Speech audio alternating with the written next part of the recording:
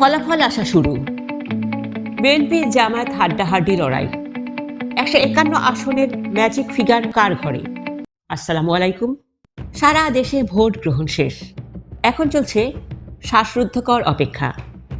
ত্রয়োদশ জাতীয় সংসদ নির্বাচনের 299টি আসনের ফলাফল আসতে শুরু করেছে।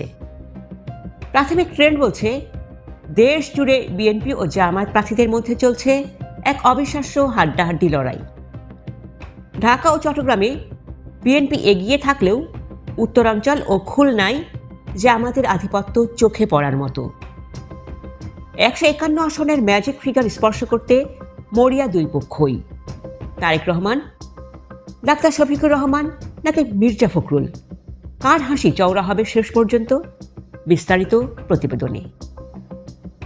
প্রাথমিক ফলাফলে দেখা যাচ্ছে ঢাকা, চট্টগ্রাম এবং ময়মনসিংহ বিভাগে বিএনপি প্রার্থীদের অবস্থান বেশ শক্তিশালী। অন্যদিকে জামায়াত প্রার্থীদের জয় জয়কার দেখা যাচ্ছে রংপুর, রাজশাহী ও খুলনা বিভাগে। সিলেট ও বরিশালে ফলাফল এখনও দোলাচলে, সেখানে প্রতিটি ভোটেই পাল্টে যাচ্ছে সমীকরণ। জামায়াত সূত্র দাবি করেছে 175টি আসনে তাদের জয়ের ব্যাপারে আশাবাদী। অন্যদিকে বিএনপির দাবি অন্তত 180টি আসনে তাদের প্রার্থীদের পাল্লা ভারী। ভোটের মাঠে হেভিওর প্রার্থীদের অবস্থা কেমন? আমাদের হাতে আসা তথ্য অনুযায়ী ঢাকা 17 ও বগুড়া 6, বিএনপি চেয়ারম্যান তারেক রহমান বিপুল ভোটে এগিয়ে। ঢাকা 15, জামায়াত আমির ডাক্তার শফিকুর রহমান শক্ত অবস্থানে রয়েছেন। ঠাকুরগাঁও 1, বিএনপি মহাসচিব মির্জা ফখরুল ইসলাম আলমগীর এগিয়ে আছেন।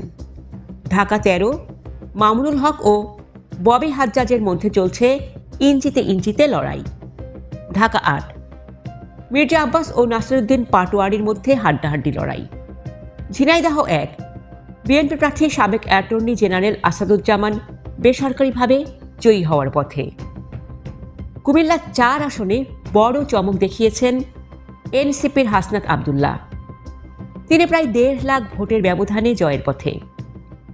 ভোলা 1 আসনে আন্দালিব রহমান প্রার্থ এবং ব্রাহ্মণবাড়িয়া 1 আসনে জুনায়েদ সাকি বিপুল ভোটে এগিয়ে আছেন। সিলেট 2 আসনে ইলিয়াস আলীর স্ত্রী তাহসিনা রুশদীর লুনা এবং ঢাকা 14 আসনে জামায়াতের ব্যারিস্টার আরমান জয়ের সুবাস পাচ্ছেন। ভোট গণনা এখনো চলছে। গভীর রাতে চিত্র আরও পরিষ্কার হবে। শেষ পর্যন্ত 151 আসনের ম্যাজিক ফিগার কি কোনো একক দল পাবে নাকি কোয়ালিশন সরকার আসবে? আপনার অনুমান আমাদের কমেন্টে জানান।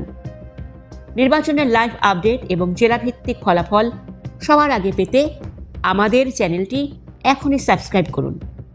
যারা এখনও সাবস্ক্রাইব করেননি, সঠিক খবরের জন্য আজই যুক্ত হন। ধন্যবাদ। আল্লাহ হাফেজ।